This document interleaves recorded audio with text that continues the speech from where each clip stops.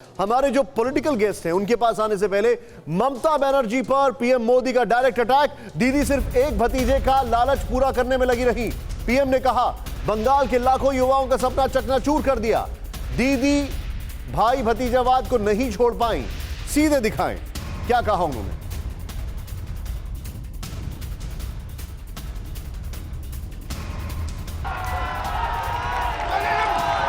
दीदी सुन लिया दीदी, ये बंगाली की आवाज है, ये बंगाल की आवाज है दीदी।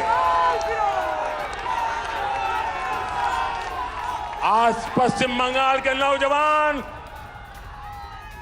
यहां के बेटे बेटियां आपसे एक ही सवाल पूछ रहे हैं।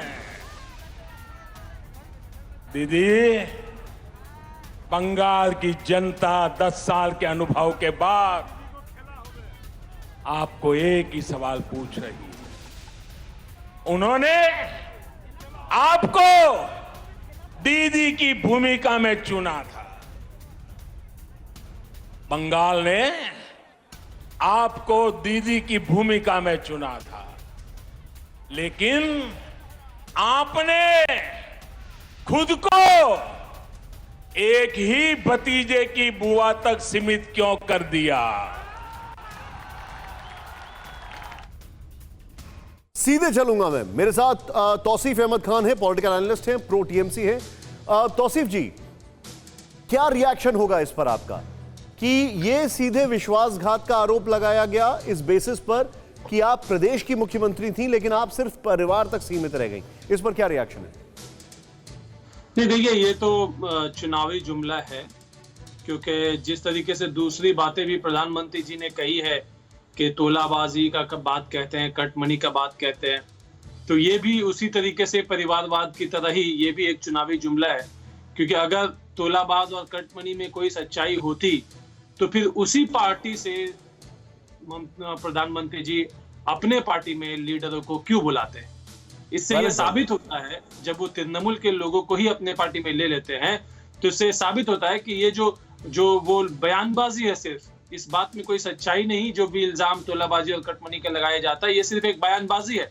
ठीक उसी तरीके से ये परिवारवाद वाला जो बात है, ये भी एक बयानबाजी है, इसमें कोई सच्चाई नहीं है। दूसरी बात, वो कहते हैं प्रधानमंत्री जी कि हम बंगाल से ही नेता बनेगा। बिल्कुल, बंगाल से नेता आना चाहिए देश के लेवल पे, वो हमारे पास में है, ममता बनर्जी है।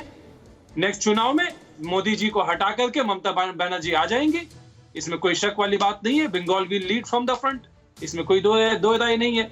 तीसरी बात, वो बात करते हैं परिवर्तन की, तो परिवर्तन कैसा परिवर्तन होना चाहिए कि 400 रुपया का सिलेंडर गैस जो है वो 850 रुपया हो जाना चाहिए, 60 रुपए वाला पेट्रोल वो 100 रुपया पेट्रोल हो जाना चाहिए। ऐसा परिवर्तन किसी को नहीं चाहिए। ये परिवर्तन रिवर्स तरीके से चलना चाहिए। रिवर्स करने के लिए मोदी जी को ना तो बंगाल में बीजेपी को आने की जरूरत है, दूसरा देखिए से मोदी जी की जरूरत नहीं है। नेक्स्ट चुनाव में सेंटर में दूसरी बीजेपी जाकर के दूसरी सरकार बनेगी।